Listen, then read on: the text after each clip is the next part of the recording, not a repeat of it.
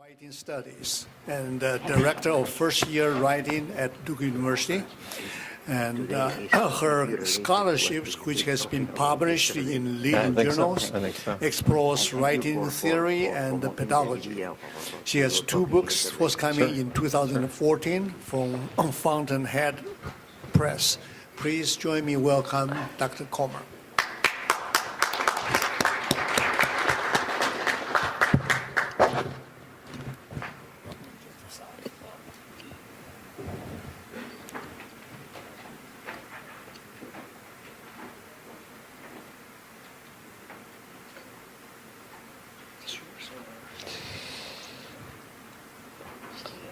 I think it's the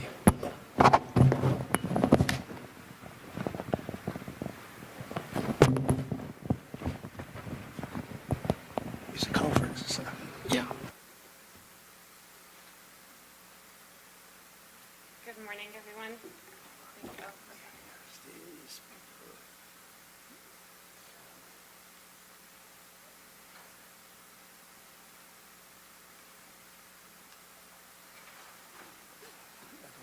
Is that good? Good. Can you hear me?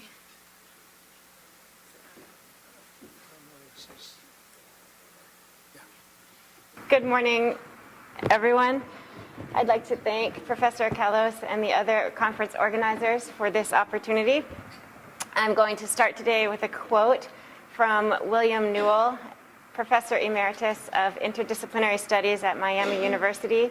This quote, to my mind, illustrates the significance of interdisciplinary communication, but also frames it as an epistemological shift rather than merely a turn of phrase. Most public intellectuals, as well as experts in future studies, would agree that the increasingly global society of the first half of the 21st century will be characterized by increasing connectivity, diversity, scale, and rapidity of change. Small events on one part of the planet and in one sphere of human existence can now end up having large and relatively rapid effects on other parts of the planet and in other spheres of human existence. Coping with this complexity will require a new way of understanding, one that does not rely on having only a single viewpoint. One need not be involved in future studies or even interdisciplinary studies to find ways in which interdisciplinary communication is already likely impacting your work as scholars and teachers. Interdisciplinary communication, in fact, is one of the foundations upon which our conference here today is based, with scholars representing an enormous range of disciplines, institutions, and countries. As post-secondary institutions make growing numbers of interdisciplinary faculty hires, establish more interdisciplinary units, develop interdisciplinary curricula, and pursue growth sectors such as global and online education, the ability to write effectively across disciplinary boundaries is becoming ever more vital and ever more complex. The rapidly changing and expanding academic climate lends urgency for students, faculty, staff, and administrators not only to learn how to communicate across disciplines, but also to reflect meaningfully on why it can be so challenging and what they stand to gain from doing so. I should say my PowerPoint includes some slides that are relevant, like the Newell one, and then other ones that are a little more ancillary. So with I've sprinkled throughout like images of writing across different disciplines, just so you can get a sense of document design and the way that documents look different across different disciplines. And then just also I included some pictures of Duke and North Carolina because that's where I'm from. So learning how to be effective at interdisciplinary communication is hard, in part because of the shifting conventions and expectations for writing across disciplines. Disciplinary context shapes and reflects the kinds of questions academic writers ask, the values they embrace, and the knowledge they create through writing. Students have an especially difficult time navigating interdisciplinary terrain. Faculty do too. In this talk, I will draw on David Russell's activity theory to discuss challenges of, strategies for, and benefits of interdisciplinary communication through writing. This kind of epistemological shift in thinking and writing that Newell and others call for requires what is known as writing transfer. My hope is that this talk will help illustrate the dynamic nature of academic writing and inspire you, and through you, your students, to share your knowledge, practices, approaches, and skills in interdisciplinary frames, and to make explicit the changing, intersecting, and disparate environments of writing across our institutions. I hope we have time towards the end of this talk for your participation so we can actually enact an interdisciplinary conversation. I'll begin by defining what I mean by interdisciplinary communication. When I use the term, I refer to moments when someone is communicating ideas to people outside of his or her immediate discipline. This can occur horizontally, where a scholar draws from and writes to scholars in other disciplines. This branches into what is termed writing across the curriculum. Or it can occur vertically, where one writes to people at different levels of an institution. But academic writing for interdisciplinary communication also occurs along other vectors, including national and international borders and time. It also intersects with other terms, such as public scholarship, where writers are communicating with larger public audiences. Interdisciplinary communication can occur deliberately or in unanticipated ways. And all of these vectors are overlapping. What undergirds interdisciplinary communication most prominently is the ability to think across paradigms, to reframe perspective in a way that is both within and outside of one's inherited epistemology. But even as I begin to define interdisciplinarity, I find myself facing a paradox. For one of the problems inherent in conversations about interdisciplinarity is that the term by its very nature essentializes disciplines, insisting that we must somehow agree on what we understand to be psychology or mechanical engineering or history for the sole purpose of then deciding how they can intersect.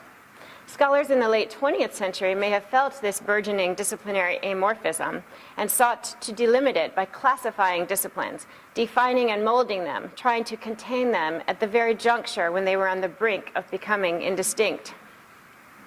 One of the most influential of these models for disciplinary classification is the Biglin model, introduced in 1973.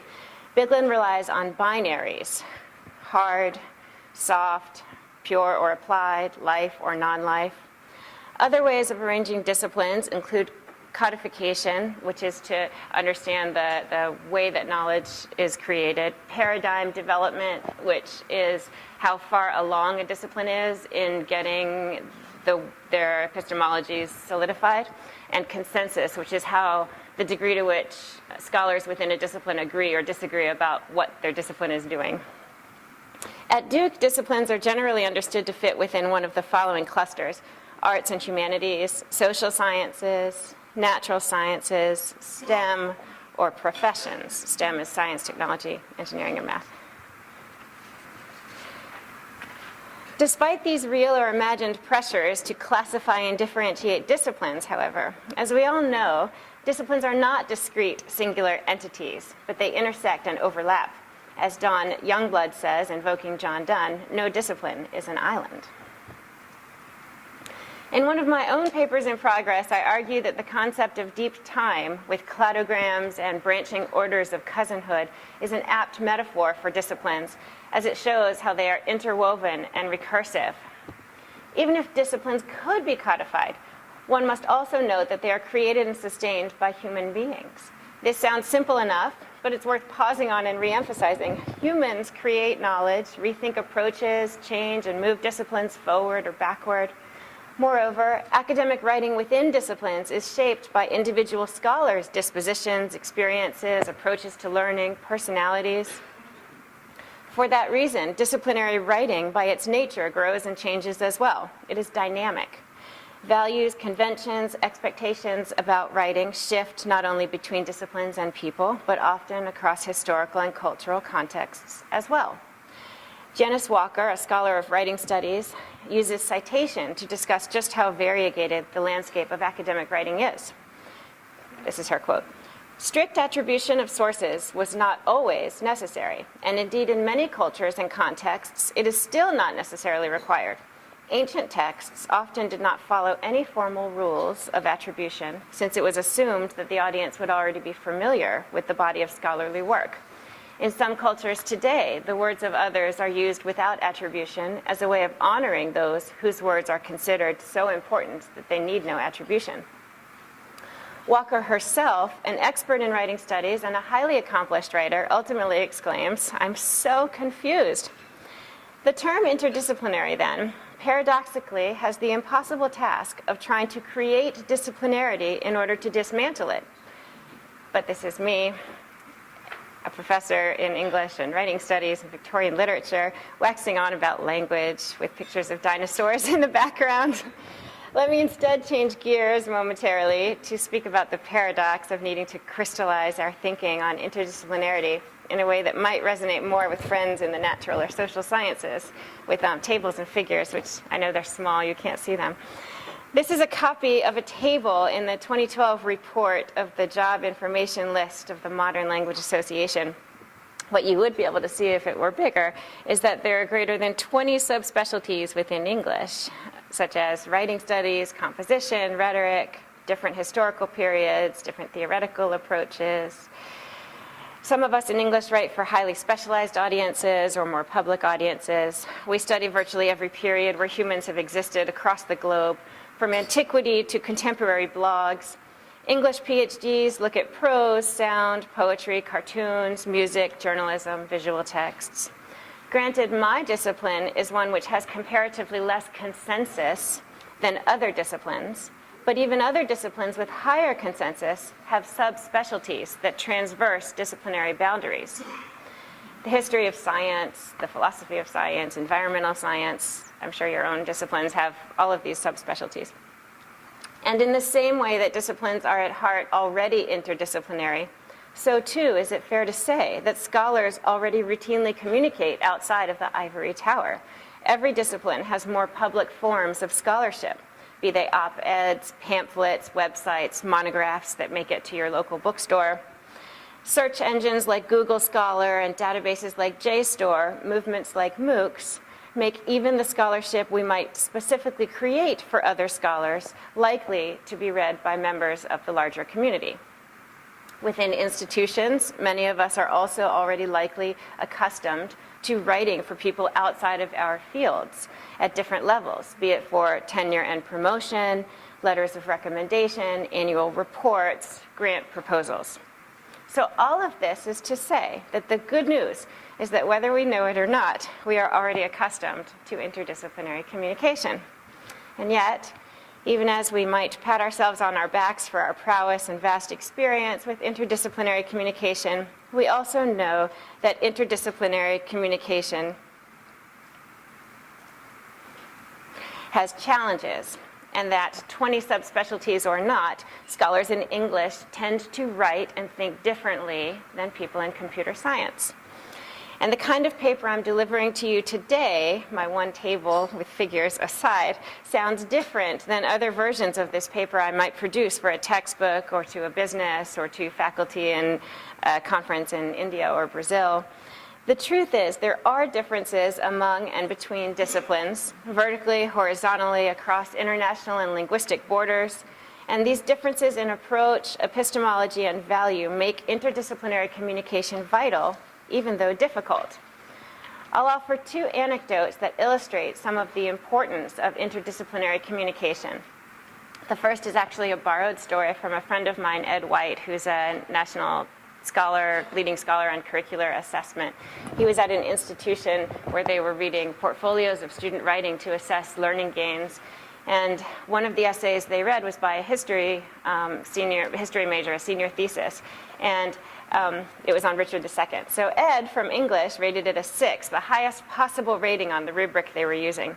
Each essay, the essay contained beautifully written prose, provided a well-structured argument, explicated evidence from a strong range of scholarly sources, and made a compelling argument about Richard II.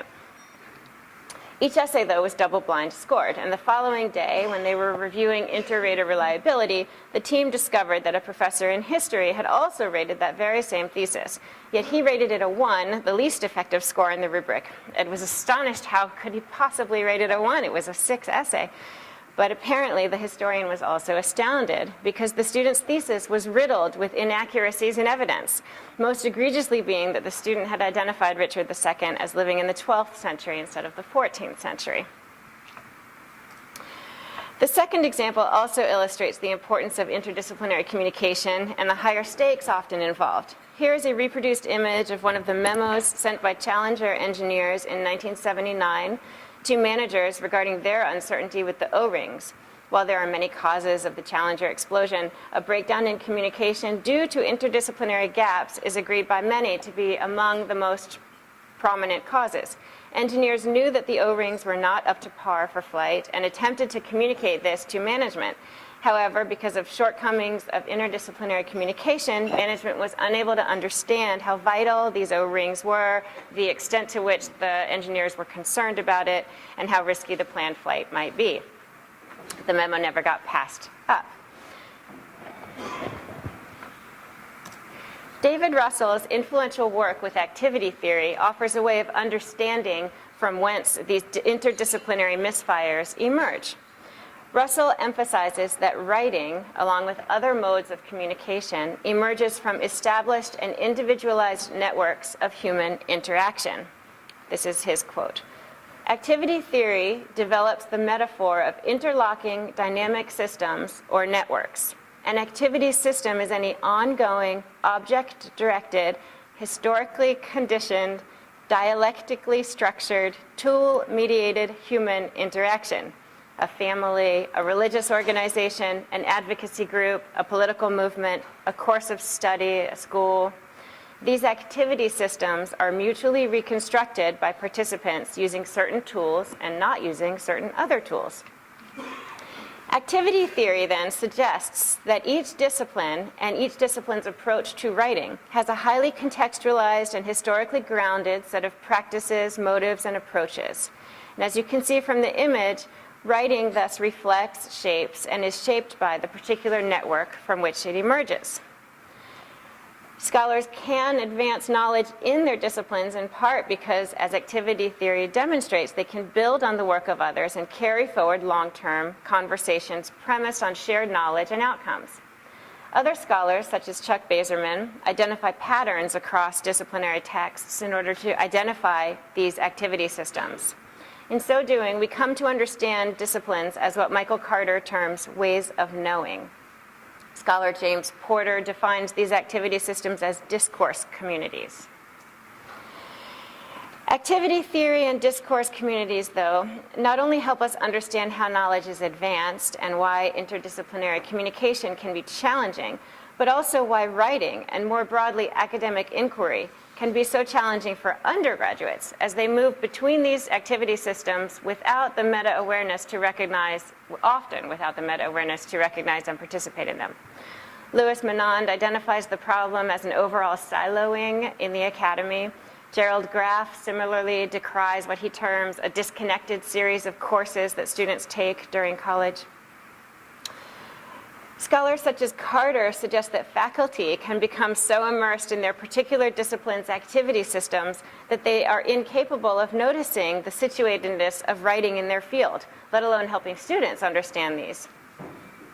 Rebecca Nowacek terms these double binds, quote, those uncomfortable and perhaps inevitable situations in which individuals experience contradictions within or between activity systems, between the motives and tools within a single activity system or between the motives of two different activity systems, and cannot articulate any meta-awareness of these contradictions. People in writing studies like myself who are interested in moving toward interdisciplinary communication seek to work against these kinds of challenges by cultivating deeper understandings about how teachers, students, writers of all kinds can become better at writing transfer. Research into writing transfer has a long history, reaching back at least as far as Aristotle's rhetoric in the 4th century BCE. Contemporary research about transfer often builds on and invokes Russell's discussions of activity theory. Much of it focuses on how faculty can help students learn to be better at transfer. From Anne Beaufort, for instance, we learn that competing values in discourse communities stymie students' abilities to effectively enact writing transfer. Elizabeth Wardle emphasizes the importance of reflection for students. More work recently by Dana Driscoll and Jennifer Wells draws on psychology to examine the role of learners' dispositions in transfer. One of the most groundbreaking approaches to transfer of late is by Rebecca Nowacek. She's resituated binary conceptions of transfer to unpack a more matrixed approach. 4 avenues of connection, 4 resources that individuals employ as they draw connections among various contexts: knowledge, ways of knowing, identity, and goals. Nowacek foregrounds agency as part of a crucial role in writing transfer. But my own interest in interdisciplinary communication through academic writing emerges not only from working with writing transfer in the context of undergraduates, but also from working with postdoctoral faculty teaching writing across the disciplines. For 12 years now, I've been part of a multidisciplinary faculty in Duke University's Thompson writing program. In the TWP, we hire faculty with doctorates across the sciences, social sciences, and humanities to teach writing. The faculty in the TWP design theme-based writing courses based on their disciplinary expertise. The program is founded on the premise that cross-disciplinary conversations about first-year writing improve the teaching of writing and help students learn how to more effectively navigate the landscape of academic writing. But we also have a stake in fostering these exchanges among our faculty, believing that writing transfer can enable scholars to more effectively transfer knowledge, ideas, practices to other contexts, thereby increasing their own growth as writers, thinkers, and global citizens. This process of foregrounding interdisciplinary communication through writing begins for our program with a postdoctoral summer seminar in the teaching of writing, where we spend 3 intensive weeks fostering interdisciplinary communication among our faculty. As a way of encouraging such insights, our teaching seminar for new faculty mirrors a writing class, as it offers one of the most foundational moments for establishing collaboration and relationships. We ask for active reflection from participants about how and where and why they've written, what they can bring to writing pedagogy from these experiences. 2 activities in particular have been especially valuable: disciplining writing and translating scholarship. Disciplining writing asks these seminar participants to share a brief piece of published writing from a discipline about which they are familiar that exemplifies excellent writing or poses important questions pertaining to their work or raises some other compelling ideas about what writing looks like and is in a particular discipline. Of course, no one text represents a discipline. The intent instead is to generate conversation about academic writing across disciplines. We are less interested in capturing a prescribed set of conventions than in thinking about disciplinary epistemologies and what we can learn about the values and approaches to writing. The second activity that we do fosters interdisciplinary communication through translating scholarship. Faculty briefly share for a multidisciplinary audience the questions that motivate their scholarly writing, their habits of mind, their disciplinary epistemologies. Several years ago, these conversations gave rise to a wiki in our in-house site that we titled The Tower of Babel, that highlighted discipline-based terminology that other people just didn't know what they meant. Phrases like the ghettoization of composition, lyrical sociology, or synthetic review were then defined visibly for all people to understand. Establishing this culture of collaboration and relationships continues beyond that seminar in the form of hallway conversations, social events, symposia, speakers, classroom visits, and sustained collaborative reflection through assessment and review. We also develop opportunities to draw on undergraduate expertise by inviting undergraduates from a variety of majors to speak about the kinds of writing they do across their years at Duke. These gestures as well extend to the larger community. Faculty in our program have engaged in writing with a number of community partners through oral history, ethnography, or interviewing. We also ask faculty to recognize that course documents are material artifacts that may be read by people beyond students in a particular class or colleagues in a particular department. I encourage writing teachers to think about teaching documents, syllabi, assignments, reading lists, student writing, course descriptions, teacher response, as having powerful, long-standing impact beyond particular semesters. Becoming better at interdisciplinary communication through writing through becoming better at writing transfer requires nuanced thinking, identifying patterns about writing that span disciplines and time and boundaries, as well as unique features of writing within each context. It also requires reflecting on your own approaches and values to writing. Academic writing is hard, even for those of us who are purportedly experts at it. Our students also deserve the chance to actively interrogate the ways in which academic inquiry is shaped by and reflected in the writing that exists within disciplines. But I too have learned a lot from these dialectical cross-disciplinary exchanges. An anthropologist introduced me to field notes, and I had had a brief introduction before, but by reading Philippe Bourgeois and Jeff Schoenberg's Righteous Dope Fiend, I gained much greater clarity. Similarly, my notions of document design expanded tenfold when an environmental science colleague showed me breakout boxes and tables and images fluidly interspersed in her journals. Conversations with a biologist enabled me to ask students to assign posters, enabled me to ask students to produce posters instead of papers like this. Virginia Anderson and Susan Romano argue that interdisciplinary communication is crucial for scholars to become more effective ambassadors for their programs. One can see many valuable instances of interdisciplinary communication in my field. Scott asks what the pharmaceutical industry can teach us about service learning. Neil Lerner asks, he invokes science education in order to think about a writing lab. Surely there are costs as well. Engaging in interdisciplinary communication requires a certain degree of humility, a willingness to make and accept mistakes, and to position one's own discipline as vulnerable to increased scrutiny and possible criticism. David Seitz espouses the benefits of this kind of vulnerability through what he terms the pedagogy of humility. Hopefully, though, this talk today has helped make visible not only what writing skills or practices can be transferred across disciplinary boundaries, but how writers can more effectively learn to transfer their knowledge and practices, goals, and identities from one context to another. Gaining acumen and transfer, an essential and complex habit of mind, will enable you to strengthen your abilities in all sorts of domains, not only writing. So you can transfer knowledge and learning more generally and also prepare yourself for the demands and opportunities of the 21st century world to which Newell refers.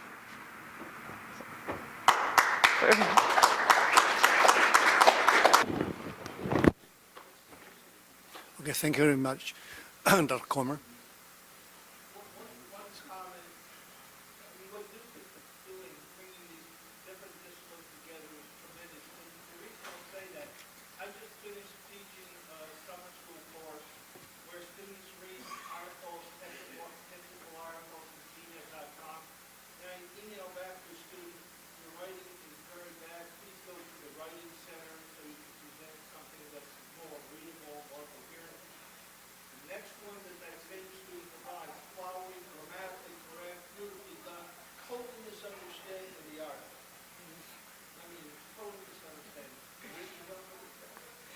Right, and that's exactly the problem with my friend Ed White, right? That you, yes, exactly. This concludes this morning's session. We have 4 outstanding speakers. Let's give them another round of applause.